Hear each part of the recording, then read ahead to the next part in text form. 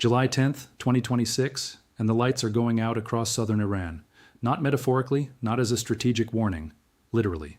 Power outages confirmed across the southern provinces of the Islamic Republic, spreading outward from Chabahar toward the Pakistani border as United States Air Force strike packages systematically dismantle the power generation infrastructure that keeps cities, military installations, and command networks functioning. In a single night of coordinated operations, the American military has crossed a threshold that analysts have spent months debating whether Washington would ever authorize the deliberate targeting of Iran's power grid, and crossed it not tentatively, not symbolically, but with the sustained operational weight of the largest single night strike campaign, executed since this conflict began. Bushehr is burning. The nuclear city on Iran's southwestern coast, home to the Russian-staffed nuclear facility that both Moscow and Tehran spent years insisting was untouchable, is now the primary theater of American military operations. On the night of July 9th into the morning of July 10th, massive strikes confirmed in the city of Bushehr and across the broader Bushehr province, not just along the coastline, deep into the provincial interior, drone production facilities and flames. IRGC Navy Headquarters, the main naval command site for Revolutionary Guard maritime operations in the Persian Gulf, confirmed, flattened by American air power, a suicide drone production complex engulfed and burning, eliminating an inventory of weapons that would have been fired at American vessels, Allied bases, and commercial shipping within weeks. This is not an escalation. This is a different category of operation entirely. But let's back all the way up, because to understand what just happened in Bushehr tonight, you need to understand what the significance of that city represents strategically, symbolically, and in terms of the operational authorization that striking it required. Bushehr is not simply a port city on Iran's Persian Gulf coast. It is the location of Iran's only operational nuclear power reactor, a facility built with Russian technology and staffed continuously by Russian technical personnel under a bilateral agreement that Moscow has used as a permanent implicit deterrent against exactly the kind of strike the United States has now conducted. For years, the message from the Kremlin to both Washington and Tel Aviv was consistent and unambiguous. Russian personnel are at Bushehr. Striking Bushehr means risking Russian casualties. Risking Russian casualties triggers a crisis that neither Washington nor anyone else can fully control. The Russian presence at Bushehr was not primarily about nuclear power generation. It was a strategic insurance policy the Islamic Republic purchased, and the premium was the ongoing operating agreement with Russian technicians who served functionally as a human deterrent shield. Reports indicate that Russian staff were temporarily evacuated from the facility months ago and subsequently returned. Whether they were present tonight when American strikes began hitting the surrounding area is a question carrying enormous geopolitical weight that has not yet been resolved publicly as of this hour. The decision to strike the Bushehr area with the confirmed weight of tonight's operations required a level of strategic authorization that extends beyond routine military decision-making. Someone made a judgment call that the deterrent value of the Russian presence was no longer sufficient to restrict American operational planning. That judgment and the authority that approved it reflects a fundamental shift in how Washington is now calculating the acceptable boundaries of this conflict. Read that slowly and let its full strategic weight settle, because what it means is that the implicit Russian veto over American targeting decisions in southwestern Iran has been tested tonight and either set aside or treated as no longer operative. Now let's examine the confirmed target picture from tonight's operations in granular detail, because the scale and geographic scope of what has been struck transforms the operational narrative from a sustained degradation campaign into something that looks increasingly like a comprehensive dismantlement effort. Bushehr Province represents the new central theater of the American campaign. As of July the 10th, the IRGC's main naval site in the province has been confirmed destroyed. A suicide drone production facility is confirmed on fire and burning. Additional strikes confirmed in the Dire Port area and an hour within the Bushehr provincial interior, meaning these strikes are not confined to the coastline, not limited to facilities that could be justified purely by their maritime orientation, but extending into the interior of a province that now represents the most heavily struck area of a single night's operations since this conflict began. The Babushia ballistic missile site has been struck. This is the detail that belongs in the lead of every news cycle currently running on this story, and it is being underweighted in the conventional coverage. Ballistic missile sites are the strategic backbone of Iran's deterrent capability. They are the weapon systems that the Islamic Republic has spent 40 years developing, funding, hiding, dispersing, and protecting as the ultimate trump card in any confrontation with a conventionally superior adversary. The Babushia site represented concentrated ballistic missile capability. Striking it does not merely destroy the missiles physically present at the time of the strike.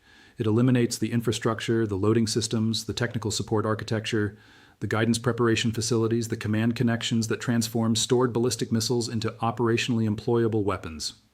Striking a missile storage and preparation site is not the same as shooting down a missile already in the air. It eliminates the entire conversion chain that turns inventory into capability. Abu Musa Island has been struck and struck again, with 10 additional confirmed hits reported in the hours following the initial engagement. Abu Musa, positioned in the Strait of Hormuz, not far from Dubai, is one of the most strategically sensitive geographic points in the Persian Gulf region. Iranian control of the island has been contested since the early 1970s and has served as a persistent source of tension with the UAE.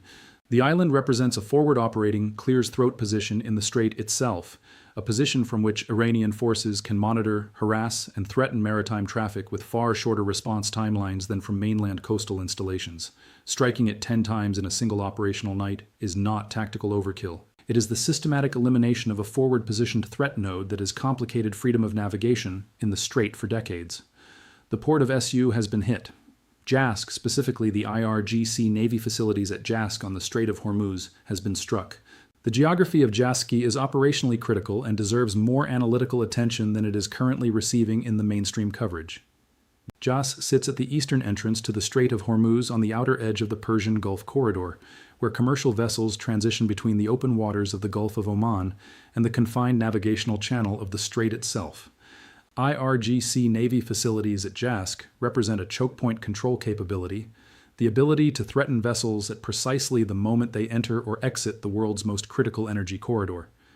Eliminating the JS facilities removes a forward maritime threat node that the IRGC has spent years developing specifically to menace traffic at the strait's most vulnerable point. Chabahar continues to be struck. Again, the Peshti Tower in Chabahar confirmed hit and massively damaged, with footage showing the upper portion of the structure destroyed. Naval bases in the city targeted with confirmed strikes.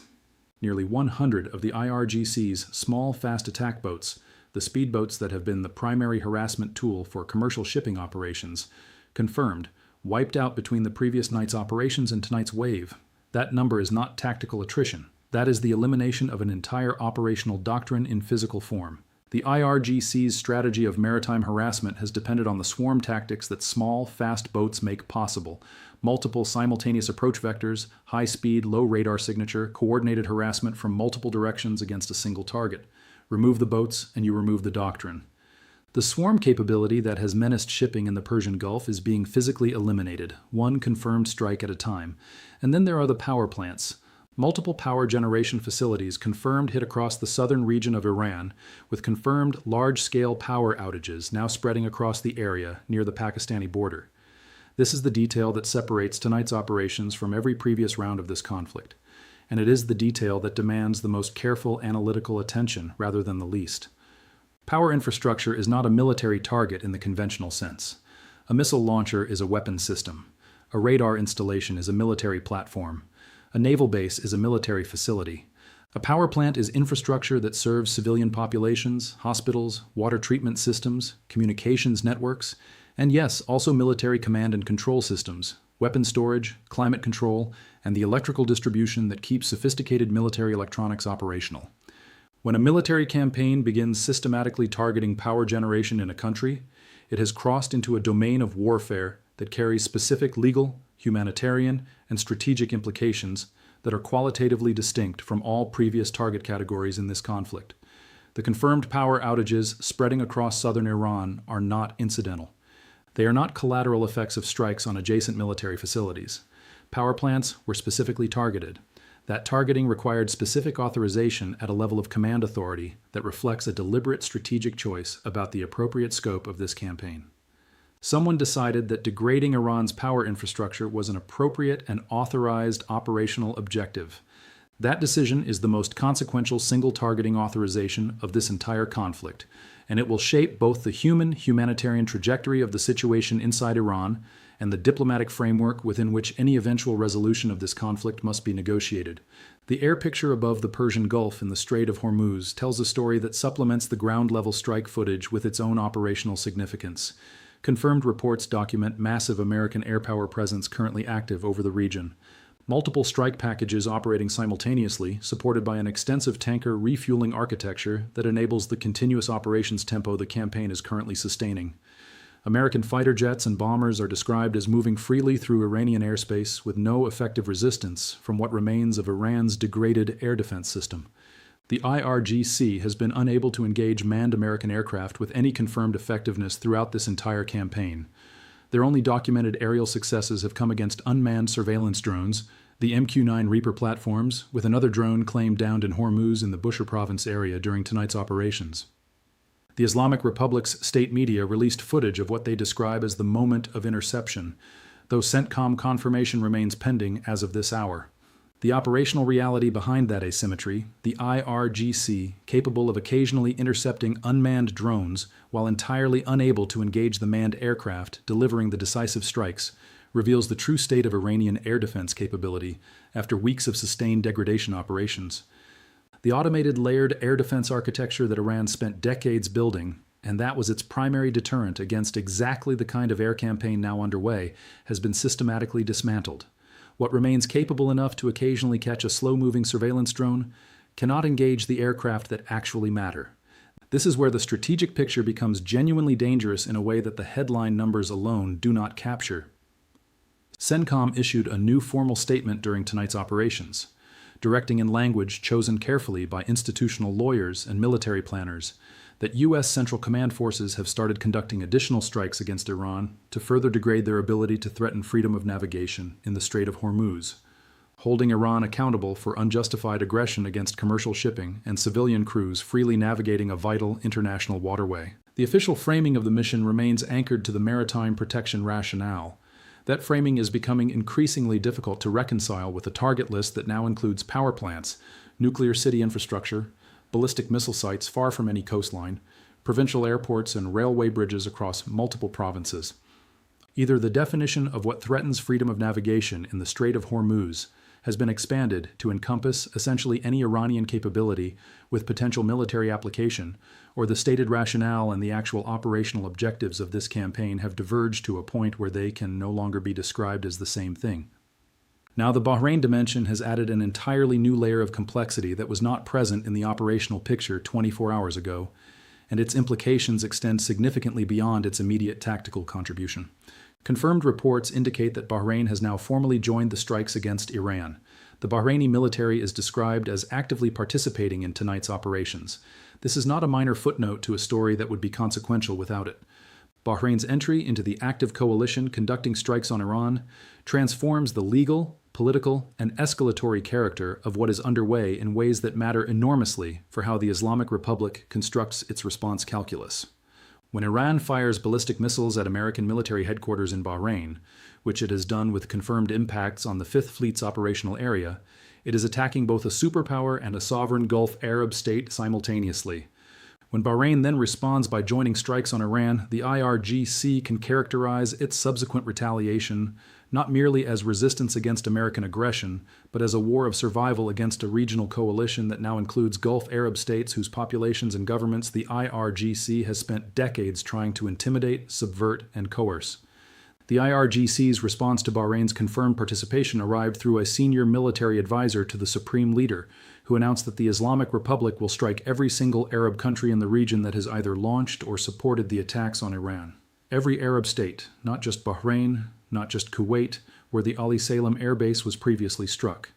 Every state that has provided basing, logistics, overflight rights, or any form of operational support to the American strike campaign, the UAE, Qatar, Saudi Arabia, all of them placed under explicit threat of incoming Iranian ballistic missile and drone strikes in a single public announcement. Read that statement again, because the scope of what is being threatened, there is not a proportionate, calibrated response. It is a declaration of intent to expand the war across the entire Gulf Arab regional architecture simultaneously. The mechanism for that expansion is the same missile and drone inventory the IRGC has been employing throughout this conflict. Heavy missiles and drones.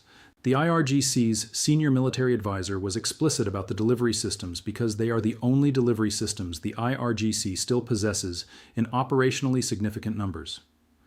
Every analysis of Iranian military capability in this conflict returns to the same fundamental constraint. Missiles and drones represent the overwhelming majority of Iran's ability to project force beyond its own borders. Its air force, what existed of it before this campaign began, has been essentially eliminated as a factor, with the few remaining functioning aircraft unable to operate in an airspace the United States now controls without effective opposition. Its naval surface forces are being decimated, with nearly 100 small boats confirmed destroyed over 2 nights of operations.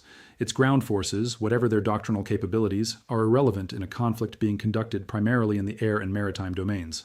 What remains is the ballistic missile inventory and the drone arsenal. And both of those are being systematically depleted through a combination of direct strikes on storage and production facilities and the operational expenditure of weapons in retaliatory launches that are failing to achieve meaningful military effect. This is the core strategic vulnerability now converging on Iran's decision-making center in real time. Every ballistic missile launched is a missile that cannot be relaunched. Every drone factory that burns is months of production capacity that cannot be instantly regenerated. Every storage site destroyed eliminates inventory that required years to accumulate. The Islamic Republic is being simultaneously pressured to expend its deterrent inventory and retaliatory launches to demonstrate resolve to domestic audiences, regional observers, and proxy networks, while those same retaliatory launches consume the finite strategic reserve that represents the only genuine leverage Iran retains in any eventual negotiation over terms of de-escalation. It is a strategic trap that closes more completely with every launch decision the IRGC's operational commanders make. Iran's state media announced during tonight's operations that the Strait of Hormuz will now be under Iranian control and that the situation will never return to the pre-February 28th status. February 28th, representing the date when the latest round of active hostilities between the United States and the Islamic Republic began. This is a remarkable statement on multiple levels and deserves unpacking with the full seriousness it requires, rather than the dismissal it is tempting to offer. The IRGC is publicly announcing its maximalist position in the middle of an active military engagement in which it is losing infrastructure, capability, and inventory at a documented and accelerating rate. The announcement that the Strait of Hormuz will be under Iranian control is being made on a night when American aircraft are flying through Iranian airspace without opposition, when Iranian naval facilities are being destroyed along the Strait's coastline in both directions, when Iranian ballistic missile sites are burning, when Iranian power plants are going dark. The disconnect between the statement and the operational reality is not incidental. It reflects an institutional communication priority, maintaining the domestic narrative of defiance and resistance that is operating in direct tension with the objective military situation the Islamic Republic currently faces. Now let's examine the 3 simultaneous pressure tracks converging on Tran tonight, because the compounding effect of all 3 operating in parallel is what makes this moment genuinely different from every previous exchange in this conflict. The military track is the most visible, but not necessarily the most decisive in the immediate term. Confirmed strikes across Bushehr Province, Chabahar, the Strait of Hormuz Island, Abu Musa, Jaz, Sur, Golastan, Sistan, Baluchistan, and multiple sites in the southwestern interior. The IRGC Navy's main facilities destroyed. Drone production in flames. The Babushia ballistic missile site struck. Power generation infrastructure targeted across southern Iran. Bahrain now contributing strike capability. American air power operating without effective opposition in Iranian airspace. The military pressure track is generating confirmed and documented results at a pace that compounds with each additional wave. The economic track is operating simultaneously, and its effects are less visible in strike footage, but no less consequential for Iranian strategic decision-making. Power outages spreading across southern Iran disrupt not just civilian life, but the industrial and logistical infrastructure that Iranian economic survival depends upon. Port facilities struck in Chabahar, Bandar Abbas, Sur, and Jaza eliminate the physical infrastructure through which Iran conducts the limited legitimate commerce. Its sanctions-constrained economy still manages to sustain. Drone production facilities and flames represent not just destroyed current inventory, but disrupted revenue streams from Iranian drone exports, a significant source of hard currency for the IRGC to proxy networks and foreign customers in Russia, Yemen, and elsewhere. Every burning facility in Iran tonight represents both a military degradation and an economic wound. And the accumulation of those wounds is being applied to an economy that entered this conflict with almost no remaining capacity to absorb additional shock. The psychological pressure track is the one the mainstream coverage consistently underweights, but it may be the most consequential of the 3 for the conflict's trajectory. The Iranian population watching power go out across the southern provinces tonight is not watching a distant abstraction.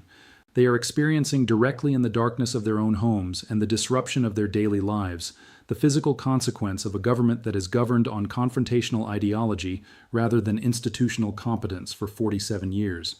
The gap between IRGC public statements claiming imminent devastating retaliation and the physical reality of American aircraft flying unopposed through Iranian airspace is visible to Iranian citizens in real time in ways that no state media narrative can fully paper over. And the reaction being documented among Iranians who oppose the regime, the relief, the cautious hope, the desperate desire for this to finally be resolved in a direction that ends the IRGC's institutional grip on their country represents a political dynamic operating beneath the surface of the military confrontation that shapes how the eventual post-conflict political landscape will be structured. Now, we need to address who is actually in the decision-making seat inside Iran right now, because the formal constitutional structure of the Islamic Republic's authority has been disrupted in ways the outside world has not fully processed. The Supreme Leader's position, the apex of Iranian governing authority under the Islamic Republic's constitutional framework, has recently undergone transition. The previous Supreme Leaders confirmed deceased with the resulting succession dynamics, creating an institutional power vacuum at exactly the moment when coherent centralized decision-making authority is most urgently required. The current Supreme Leader consolidation of authority within the system is incomplete. Contested across institutional factions with different interests and different risk tolerances, and complicated by the active military pressure being applied simultaneously to the IRGC's operational infrastructure. The IRGC, which has its own parallel command structure, its own institutional interests, and its own relationship with the Supreme Leader office that structurally bypasses civilian governmental channels, is now making consequential real-time military decisions, retaliatory launches, target selection, escalatory public statements in an environment where the authorizing authority at the apex of the system is not fully consolidated and where the communication infrastructure connecting central leadership to operational command may itself be under pressure from the ongoing American and strike campaign. This is not a theoretical concern. It is the documented operational reality of what happens to centralized command and control systems when they are subjected to sustained kinetic pressure targeting communications, command nodes, and physical infrastructure simultaneously.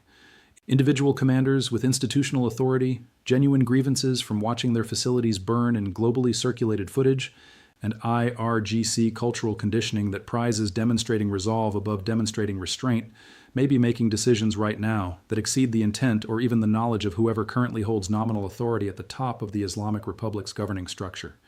The RGC senior military advisor's statement threatening strikes against every Arab state in the region was not issued after a deliberate consultative process involving civilian foreign ministers, diplomatic advisors, and the full governing council. It was issued in real time during an active military engagement.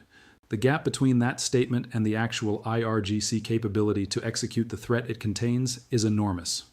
But the gap between the statement and the decisions that individual IRGC commanders might take in an effort to demonstrate institutional credibility is much narrower than the strategic picture would suggest is rational.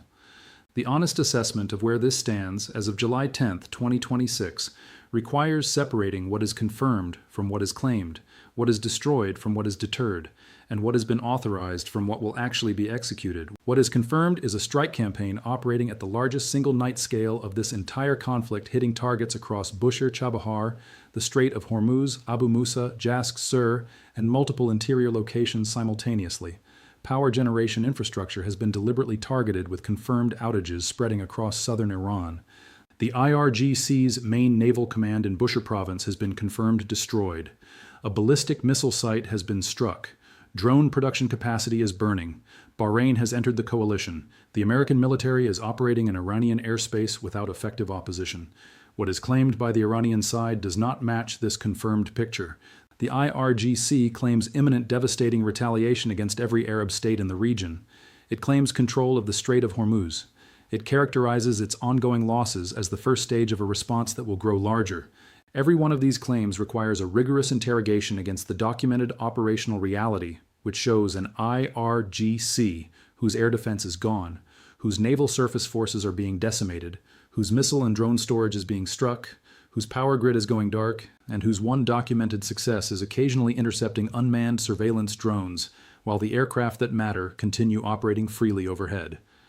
What has been authorized? The targeting of power generation infrastructure, the strikes in the Bushehr nuclear city area, the systematic elimination of IRGC naval capability across the entire Persian Gulf coastline. Bahrain's active participation in strike operations represents a level of operational scope that has crossed qualitative thresholds in terms of what the United States is willing to authorize, execute, and publicly confirm. The progression of target authorization in this conflict has moved from maritime military assets to coastal military facilities, to railway bridges, to airports, to power plants. Each extension of the authorized target set beyond the previous boundary has required deliberate high decision-making. The trajectory of those decisions describes a campaign whose objectives, as of tonight, are significantly more expansive than protecting freedom of navigation in the Strait of Hormuz. The most dangerous variable in the next 48 to 72 hours is not the next Iranian missile salvo. As consequential as that may be, it is the decision-making process inside the IRGC's operational command structure in an environment of degraded communications, confirmed losses at an unprecedented scale, institutional pressure to demonstrate resolve, a new and not fully consolidated supreme leadership authority at the top of the system, and a stated public commitment to a response that will be larger than anything that has come before. The history of military confrontations involving institutions like the IRGC, deeply ideologically conditioned, institutionally committed to narratives of resistance and invincibility, operating with distributed command authority, and a long history of decisions made below the strategic level that nonetheless produced strategic consequences, does not provide reassurance about how cleanly command and control functions in exactly this kind of pressure environment. Units that have absorbed the kind of losses documented in this conflict's most recent operational phase, whose installations are captured burning in footage circulated globally, whose stated deterrent credibility is visibly failing against the adversary. It was designed to deter face institutional pressures toward escalatory decision-making that rational strategic calculus does not easily override. The IRGC is not a Western military organization with institutional cultures centered on proportionality, civilian oversight, and mission restraint. It is a revolutionary force whose identity is built on defiance, on resistance narratives, on the idea that willpower and ideological commitment substitute for material disadvantage. That institutional culture does not reliably produce de-escalatory decision-making when the material situation argues for it.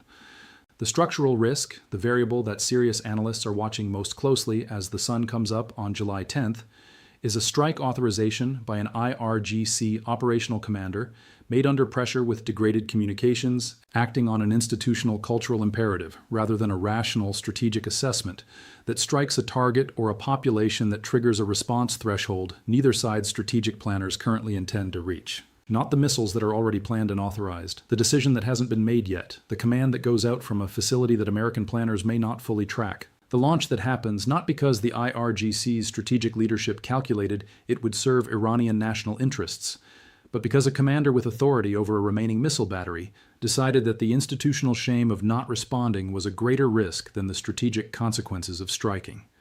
That is the operational environment as of this morning.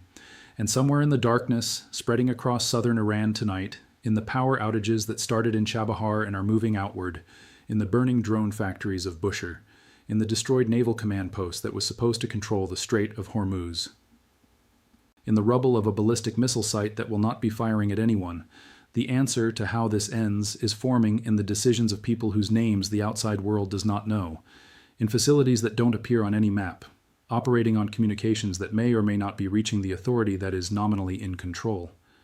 The nuclear city is burning tonight, and the most important question is not what Washington ordered. It is what happens next inside the institution that has been hit harder than at any point in this conflict, and whether the people making the next decision inside that institution are operating from strategy or from something far more dangerous.